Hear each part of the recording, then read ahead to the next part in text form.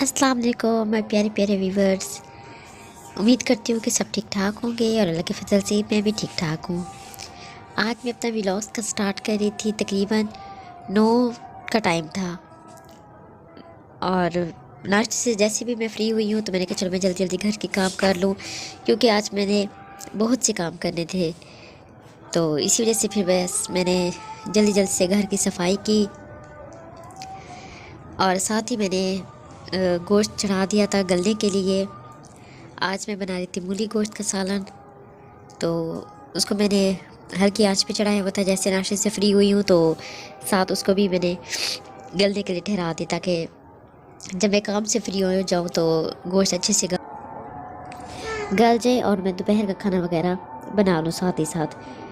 आपको मेरी आवाज़ से अंदाज़ा हो रहा होगा कि मेरी तबीयत बहुत ज़्यादा ख़राब है और इतने दिनों से मैं कोई भी वीडियो अपलोड नहीं कर रही थी, क्योंकि कभी नज़ला ज़ुकाम कभी गला ख़राब, तो इसी वजह से मैं काफ़ी दिनों से कोई भी वीडियो अपलोड नहीं कर सकी। आज कुछ तबीयत थोड़ी सी बेहतर हुई है तो चलो मैंने कहा साथ ही साथ मैं वीडियो भी अपलोड कर दूं और आपसे थोड़ी सी गपशप भी हो जाएगी। जैसे मैं घर की सफाई वगैरह से फ्री हुई हूँ तो मैंने साथ ही साथ बर्तन वगैरह धो लिए। आप लोगों को पता है कि हमारे मालिक मकान ने मुझे किचन यानी कि नहीं दी हुई, उनके यानी कि किचन बनी हुई तो है लेकिन उन्होंने हमें खोल के नहीं दी।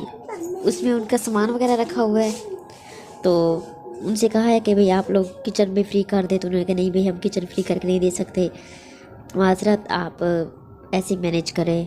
तो बस मजबूरी थी, इतनी जल्दी कोई भी मकान नहीं मिल रहा था, तो फिर मैंने फिर ऐसे बरामदे में ही मैंने किचन को साइड पे सेट कर लिया था। और मैंने एक सेकंड हैंड अलमारी ली है, सेफ बर्तन वाली अलमारी, तो उसमें मैंने अपने कुछ बर्तन वगैरह सेट किए हुए थे। तो सिंक वगैरह भी ज़ाहिर है किचन के अंदर लगा हुआ था, तो उन्होंने जब किचन ही खोल के दी तो मुझे बर्तन बाहर धोने पड़ते हैं। तो बस मैं अपने बर्तन वगैरह साइड पे सारे इकट्ठे करती रहती हूँ। जैसे काम से फ्री होती हूँ मैं साथ ही साथ में बर्तन वगैरह भी धो लेती हूँ। तंगी तो होती है थोड़ी सी, जाहिर है किचन में ठहरा बंदा हाथ ही हाथ बर्तन धो लेता है, लेकिन यानी कि किचन जाहिर है बंद है तो मुझे फिर बर्तन वगैरह साथ ही साथ नहीं धो सकती, तो मैं बस उसको साथ ही साथ इकट्ठा करके फिर मैं बाद में फ्री होकर धो लेती हूँ। और गोश्त वगैरह जब मैंने गलने के लिए ठहराया था एक गिलास पानी में, तो वो बहुत ज़्यादा गल गया था जल्दी, क्योंकि मैंने उसे हल्की आंच पे चढ़ाया हुआ था। तो मैंने उसमें से बोटियाँ अलग कर ली थी और पानी को अच्छे से खुश्क कर लिया था और उसमें मैंने डाल दी थी एक मूली, और मूली की मैंने जब अच्छे से बुनाई कर लिया है, जब मसाला वगैरह सारा सेट हो गया तो फिर मैंने उसमें डाल दिया था गोश्त, क्योंकि अगर मैं गोश्त को ऐसे पानी में छोड़ देती तो वो बिल्कुल ही कीमा बन जाता, तो इसी वजह से मैंने उसको बाहर निकाल लिया था। जब मैंने मूली की बुनाई कर ली तो बाज़ औक़ात ऐसा होता है कि हम अगर गोश्त को कम पानी में गलने के लिए छोड़ दें तो वो बहुत जल्दी गल जाता है, और बाज़ औक़ात ज़्यादा पानी डाल भी देता भी वो सही से नहीं गलता। तो ये था तो फ्रिज वाला गोश्त, लेकिन एक गिलास पानी में ये इतनी जल्दी गल गया था, तो इसी वजह से फिर मैंने इसको अलग कर लिया था। बस फिर मैंने जहाँ अदरक लहसुन का पेस्ट डाल के मैंने गोश्त की बुनाई कर ली थी। आप अपने हिसाब से पानी डालें जितना आपने डालना हो। तो मैंने इसमें डाला था तकरीबन 1 से 1.5 गिलास पानी, जिसमें मूली वगैरह भी गल गई थी और शोरबा वगैरह भी बहुत अच्छे से बन गया था। और साथ ही मैंने इसमें डाल दी थी 3 हरी मिर्चें, 3 से 4 आप हरी मिर्चें डाल दें। और बस मैंने जहाँ उतारना था इसी वजह से मैंने इसको फिर दम पे छोड़ दिया था, ताकि ये अच्छे से गल जाए। मूली वगैरह इतना टाइम तो नहीं लेती, तो इसी वजह से फिर मैंने इसमें 1 से 1.5 गिलास पानी डाला था। गिलास भी आप देख सकते हैं कि मैंने ये वाला गिलास पानी का डाला था, इसमें काफ़ी हो जाता है 1.5 गिलास पानी, क्योंकि हम लोग 4 अफराद हैं खाना खाने वाले, तो इसी वजह से फिर दोपहर में भी पूरी हो गई थी और रात का भी थोड़ा सा बच गया था, तो हमने वही यूज़ कर लिया था। क्योंकि तबीयत मेरी ख़राब थी, मैं नाश्ते से फ्री होकर मैंने सालन बना दिया था, क्योंकि बेटे जैसे ही मेरा स्कूल से वापस आता है तो उसको खाना दे के हम लोग भी इसी टाइम खाना खा लेते। मेरे हस्बैंड तो घर पे नहीं होते, इसी वजह से फिर मैं दोपहर में ही मैंने खाना बना लिया था। और ये है मूली गोश्त सालन की फाइनल लुक, आप देख सकते हैं। मेरे हस्बैंड जा रहे थे रात को, कुछ सामान वगैरह लेना था, तो मैंने अपने हस्बैंड को भेजा था। मैंने कहा जाएं और आप सामान वगैरह कुछ लेके आए,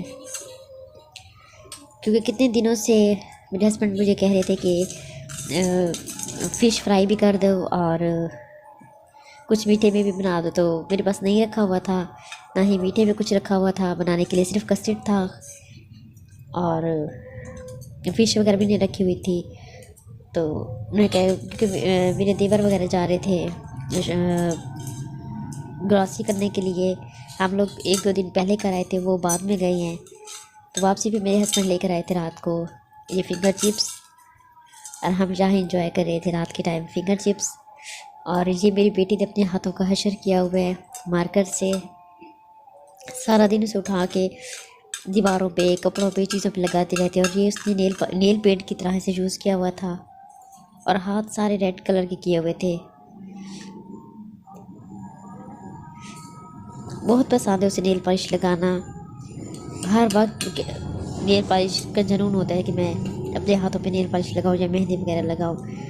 तो कपड़े वगैरह भी इसने काफ़ी ख़राब कर दिए थे इस कलर की वजह से। रात का टाइम था, तकरीबन 11 बजे का टाइम था, और हम लोग गरम गरम फिंगर चिप्स इंजॉय कर रहे थे। और ये है मेरा नेक्स्ट मॉर्निंग का व्लॉग। मैंने अपने बेटे को स्कूल भेजा है, और जब वो स्कूल चला गया तो बस मैं फिर घर के कामों से फ्री होके, क्योंकि रात वो लेट आए थे, तो मैंने कहा चलो मैं सुबह फर्स्ट टाइम बना के रख दूँगी खीर मिक्स। तो इसी वजह से फिर मैंने सुबह ही खीर मिक्स बनाई है।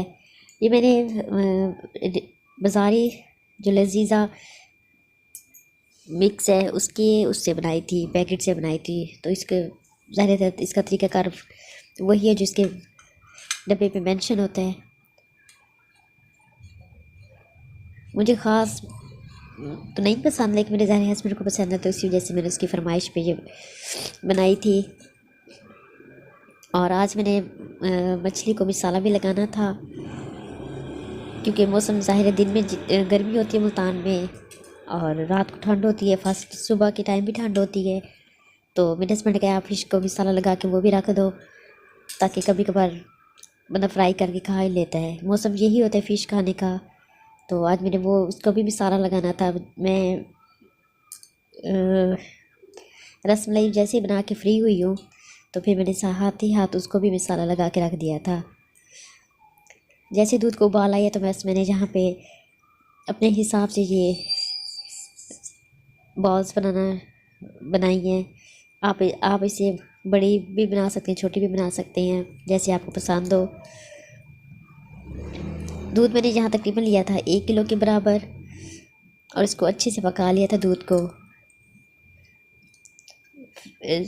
फुल फैट वाला दूध था, तो अच्छी बन गई थी। इसमें अक्सर बाज़ का ऐसा तो मेरी तो कभी कभार टूट जाती हैं, लेकिन अल्लाह का शुक्र है इस मरतबा बहुत ही ज़्यादा अच्छी बनी थी, एक भी नहीं टूटी।